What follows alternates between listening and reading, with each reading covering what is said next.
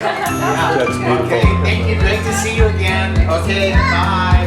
You're welcome. Say bye. Oh, he's showing me his soccer shirt. Oh my god, that looks so cool. Is that your team? Yeah, that's your English team, right? Great. Yeah. Wow. Yeah. Thank you. All right. Okay, see you. Bye.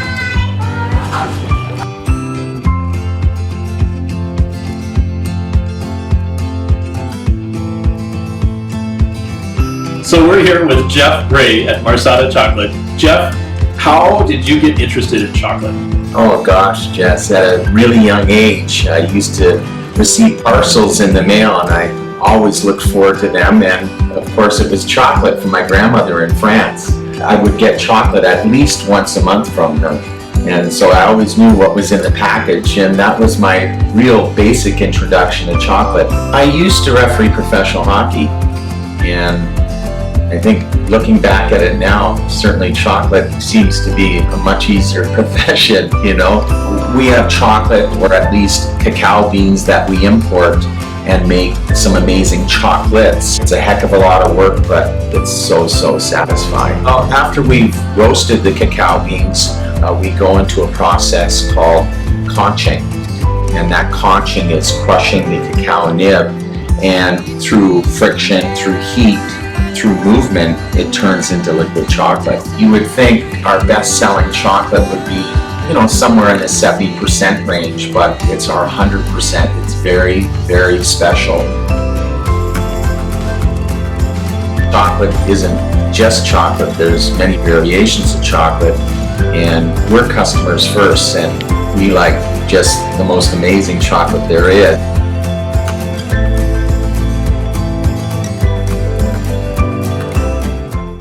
Jeff, women really love chocolate, and they love your chocolate. I've seen them.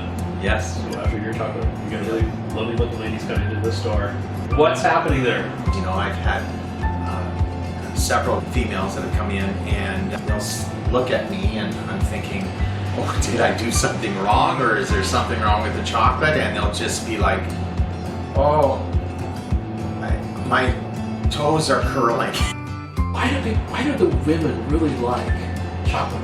Well, What's happening there? Jess, the first thing they ask is, you have dark chocolate, right? We're chocolate makers, so yes, we have dark chocolate.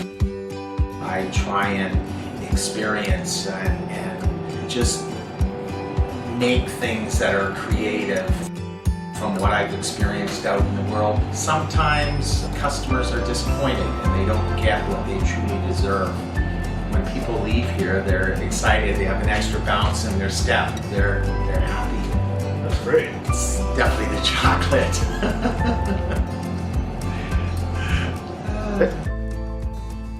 How long does chocolate last for, and where do you store your chocolate? Because I know with wine you can store it in the refrigerator and you could keep it longer that way. But you got to be careful about oxidation. How does it work with chocolate? Well, with chocolate, you know, after the chocolate is made, and of course, you know, going back again to our simplest form is the 100%. These are all aged a certain amount of time. We'll never say how long, but just like wines, Sure. They're aged in sealed containers. And yeah, we don't want anything to oxidize. And incidentally, even with bonbons that don't have preservatives, they have a certain amount of shelf life, but sometimes it's better to have it, you know, in an open area rather than putting them in a fridge, because again, you're creating condensation by the opening and closing of a fridge door that can add, you know, perspiration to the chocolate and break down the chocolate. But I mean, 10 to 14 days, that's no problem for our customers. It's already consumed, so it's no problem. Yeah. So yeah, I try to explain to people when they drink wine how wine can get oxidized. I usually talk about apples. You know, if you cut apples and lay them on the table, they'll start turning brown and lose some of their fruit, you know, profile. Sure. Same thing with wine. If you do that, the air tends to degrade as time goes on, so you only have a shelf life of just 2-3 days with wine. Yeah. Unless you top it with argon or put it someplace. I can give you an example of our cacao nibs that we sell. There are stores that do sell cacao nibs, and you know, you see them selling nuts and, you know, different in your fruit section. Well, the big mistake is having these in the big containers there, and of course there's air, there's oxidization, and it just makes for a very short shelf life of the nibs.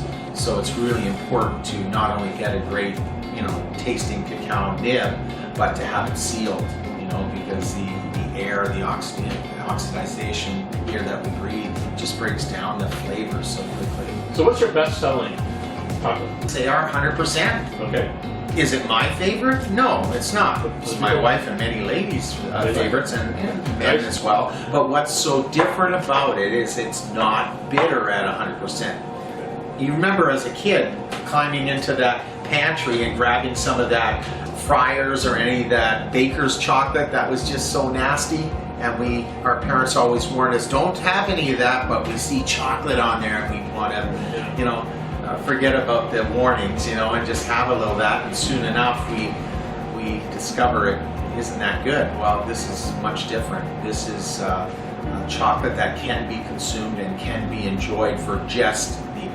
cacao without any sugar in it. Myself, I like a little sweeter, the bonbons, the infusions that are in chocolate, and really chocolate, it appeals to so many people, and there's so many flavors. And you have people buying chocolate for themselves, but also maybe as a gift to others. And I've heard somebody say that sometimes you can say "I'm sorry" with chocolate, and it comes across better than just saying it with words. Oh, absolutely, absolutely. I mean, someone that presents you chocolates, you look at chocolates and their eyes widen, and it seems to forget all the world's problems. You've even used wine, such as... Oh yeah, one of my favorites is a port wine. It's kinship wine. Kinship. The flavor is incredible. So when you have like beer or wine or port, in this case, there's a little bit of alcohol. Some of it's not there, but just a little bit. What does that do? Well, certainly in a culinary aspect, it gives it a longer shelf life for sure. But the flavor is incredible. It's a little bit different than, as I said, growing up in France, where you put a liquor-infused chocolate in your mouth and you really taste the liquor inside there, where ours is a little different take on it. What we do is we make a ganache, so it's a little bit more maybe palate pleasing even to someone that doesn't drink too much. And the flavors, so incredible. Why wouldn't I want to give you the absolute best? That's what we strive for. So we're not only passionate, but I seek out not just the highest quality ingredients, but just the best experience.